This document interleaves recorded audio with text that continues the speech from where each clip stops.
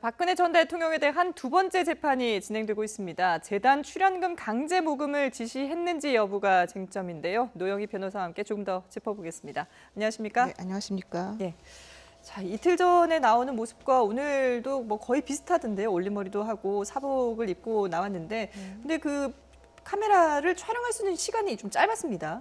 원래 이제 법정에서 촬영을 하지 못하게 되어 있고 예. 부득이하게 촬영이 필요한 경우에는 재판장의 허가를 받아서 할 수 있는데요. 네. 지난번 같은 경우에는 이제 53일 만에 처음으로 그 박근혜 전 대통령이 모습을 드러내는 것이었기 때문에 예외적으로 촬영을 허용했던 것 같고요. 네. 오늘은 특히 최순실 씨나 뭐 다른 공범하고 같이 재판받는 게 아니고 예. 증거에 대한 의견만을 확인하는 과정이기 때문에 굳이 법정에서까지 촬영을 허락할 필요는 없다라고 판단하신 것 같아요. 예, 그래서 이제 호송차에서 내려서 걸어가는 모습만 저희가 그렇죠. 볼 수 예, 있었는데 예. 그런데 이 재판장 근처, 법원 근처에 사실 지지자들도 많이 나오지 않았습니까? 근데 오늘은 좀 수가 부쩍 줄어든 게 눈에 띄더라고요. 네, 저희 사무실이 사실은 법원 앞에 바로 있어서 네.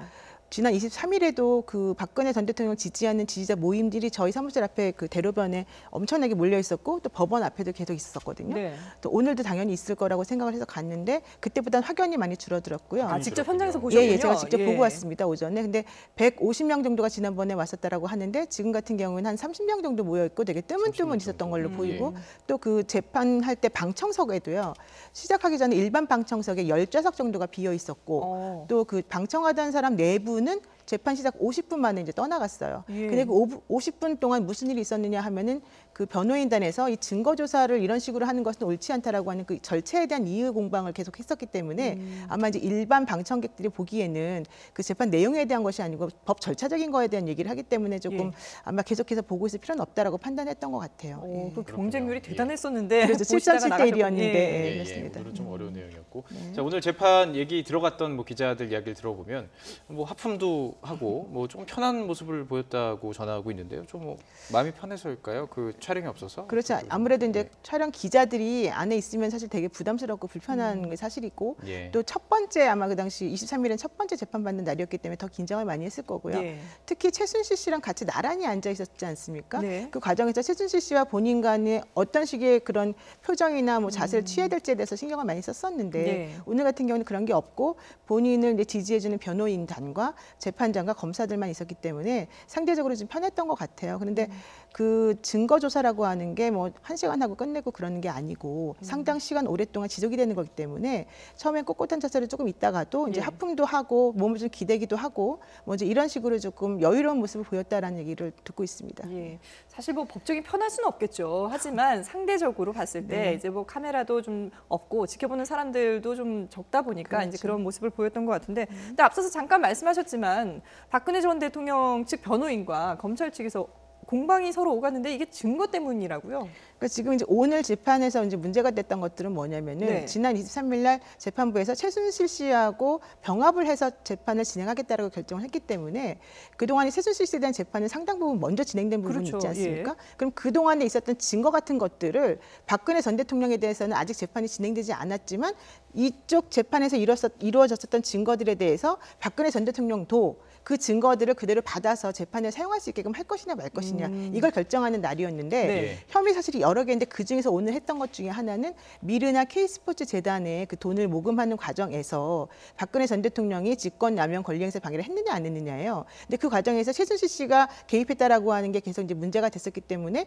최순실 씨 관련해 가지고는 이미 뭐 여러 분야에 걸쳐 가지고 증인 신문이 이루어졌었단 말이에요. 네. 그래서 그쪽에서 이루어졌던 증인 신문은 법원에서 현출되어서 재판장 앞에서 증인 신문이 서로 검사와 변호인 간에 오고 갔던 내용이 공판 조서 형식으로 기록이 되는데 네네. 그것을 오늘 박근혜 전 대통령이 모두 보고 내가 이것에 대해서 증거동의 할 것인지 증거동의 하지 않을 것인지 이걸 예. 결정하는 과정이 있었고 예. 만약에 증거동의 하지 않는다면 본인들이 묻고 싶은 게 있지 않습니까? 반대신문 네네. 내용으로. 그럼 반대신문에서는 기회를 달라. 예. 이제 그렇게 얘기를 해서 체크를 해놓은 다음에 다음 기일에 필요한 증인들을 다시 불러서 재판할 수 있는 시간을 주기 위해서 하는 게 오늘 증거기록 그 조사입니다. 예. 근데 이제 보통 그런 것들은 전체적으로 이 사건 진행의 틀을 먼저 변호사들이 짜놓고 이 1번 증거는 동의할지 2번 증거는 부동의할지 이런 것들을 전부 다 계획을 짜서 제출을 해야 되는 건데 네. 그렇게 하려면은 지금 이게 10만 페이지가 넘는 기록이기 때문에 이런 것들을 아주 꼼꼼히 살펴봐야 돼요. 그래서 만약에 증거 동의했다가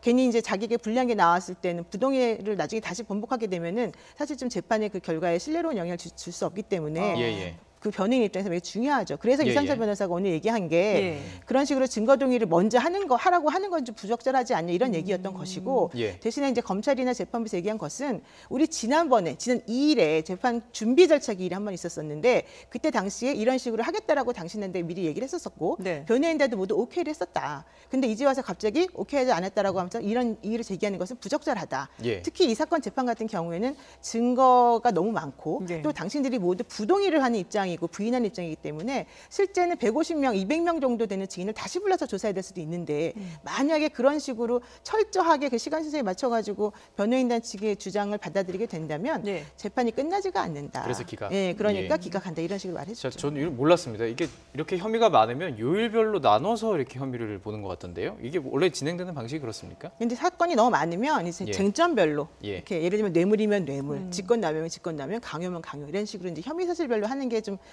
정리하기가 편하고요. 예. 그래서 아마 그랬던 것 같고 지금 29일에 이제 예정되어 있는 재판에서는 그 아마도 이재용하고 문영표 관련해가지고 이게 중요하겠네요. 예, 그 예. 재판에서 그 공판 기록에 대한 서증을 또 조사하기로 되어 있고요. 예. 네. 그래서 그 당시에 그 하나 그 투자증권에서 주진영 씨 있잖아요. 그 네네. 부분에 대해서 증인 신문을 하기로 되어 있는데 예. 오늘 그 재판 절차에서 또 역시 변호인단에서는 주진영 씨는 본인들에게 유리한 대답을 하는 사람이 아니잖아요. 예. 그러니까 그분들을 다시 법원에 불러서 증인 신문하는 건 부적절하다. 예. 그 사람에 대해서는 하고 싶지 않다 이런 의견을 또 펼쳤죠. 예. 그랬더니 재판부에서는 그건 아니다 해야 된다 이제 이런 얘기가 지금 오고 갔고요. 그 다음 기일에는 이제 김기춘하고 장시호 관련된 재판에 대해서 또 서증 조사 이런 것들을 하게 되어 있습니다. 예, 일주일에 이제 3번, 4번 이렇게 재판이 강행군으로 이루어지게 되는데 이 과정에서 글쎄요 어떤 심경의 변화가 최순실 씨에게 올진 모르겠습니다만은 지금 정유라 씨가 최순실 씨의 딸 정유라 씨가 국내로 송환되기로 결정이 되지 않았습니까?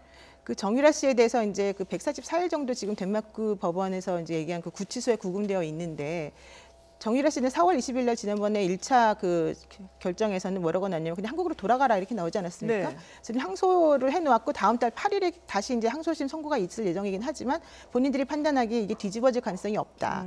그렇다면 계속해서 덴마크 법원에 앉아가지고 구치소에서 기다리면서 시간을 낭비할 필요가 없다. 왜냐하면 외국 법원에서 혹은 외국 교도소에서 자기가 수감 생활을 했다 하더라도 한국에서 다시 징역형 같은 것이 선고된다면 이미 외국에서 그 구속되었던 기간은 산입되지 않거든요. 그러면은 이중으로 오히려 자신은 네네, 구속이 되는 네. 효과가 있어요. 그러니까 그럴 필요가 없이 차라리 빨리 들어가서 하겠다라는 의견을 밝혀서 어젯밤 11시 45분이죠. 그 덴마크에서는 물론 그 다른 시간이지만 어쨌든 그 시간에 이제 그 항소를 처리하는 결정을 내렸고 그래서 한 달 안에 이제 돌아오는 것으로 예정이 되어 있는데 오늘 얘기 들어보니까 1, 2주 안에 좀 빨리 좀 진행이 될 것 같다 이런 예. 얘기 좀 하고 있어요. 근데 사실 이제 어제 제가 그 노승일 전 K재단 그 네네. 부장하고 같이 인터뷰를 한번 한 적이 있었었는데 예. 노승일 부장이 얘기한 게 뭐냐면은 정유라 씨가 돌아오면 할 말이 되게 많을 것이다.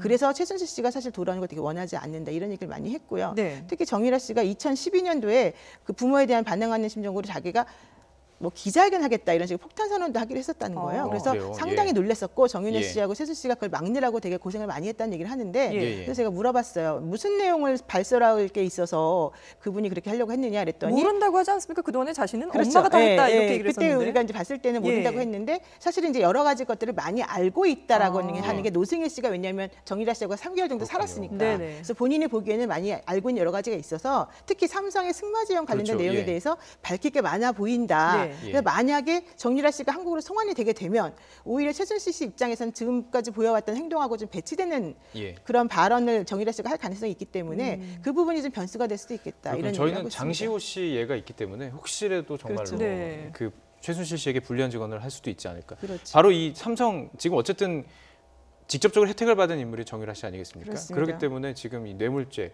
박근혜 전 대통령이 뇌물죄까지도 연결될 수 있는 고리가 될 수도 있을 텐데요. 지금 어쨌든 영장이 발부된 상태죠. 바로 구속이 되는 건가요?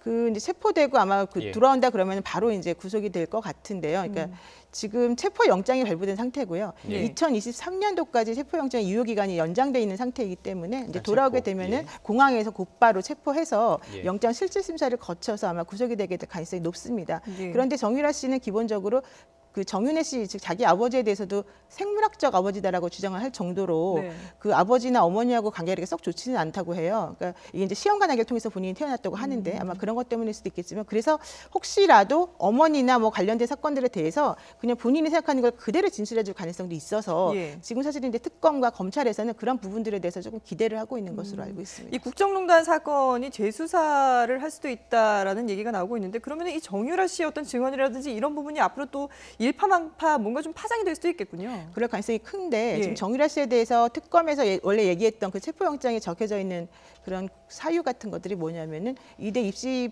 부정과 관련된 것도 있지만은 네. 삼성의 그 승마 지원과 관련된 뇌물 관련된 내용도 그렇죠. 하나가 또 예. 있고요. 또 하나는 최순실 씨 일가의 그 재산 해외 도피 그런 그 혐의와 관련된 것들이 많이 있거든요. 네. 그럼 사실 이게 굵직굵직해요. 예. 단순히 그냥 학사비리 정도에 그치는 게 아니기 때문에 그거가 관련해서 정유라 씨에게 만약에 당신이 최대한 수사에 협조해주고 진실을 밝혀준다면 나머지 뭐 기소되는 것들에 대해서 조금 참작을 해준다거나 아들과 특히 이제 뭐 아이와 또 좀, 같이 있게 예. 해준다거나 이런 식으로 이제 어떤 협상의 카드를 제시하게 된다면 혹시라도 이제 그 검찰이 원하는 방향으로 조금 진술이 나올 가능성도 좀 있고 예. 또 객관적인 증거들을 본인이 알고 있는 게 있다면은 그런 것들을 제출해 줌으로 인해서 이제 재판 과정에 탄력을 좀 받을 수도 있거든요. 그래서 그런 것들을 기대하는 것 같습니다. 예. 앞으로 이 수사 역시도 뭐 재판 역시도 예측 불가능한 네네. 그런 상황이 아닐까 싶습니다. 네, 지금까지 노영희 변호사와 함께 짚어봤습니다. 잘 들었습니다. 네.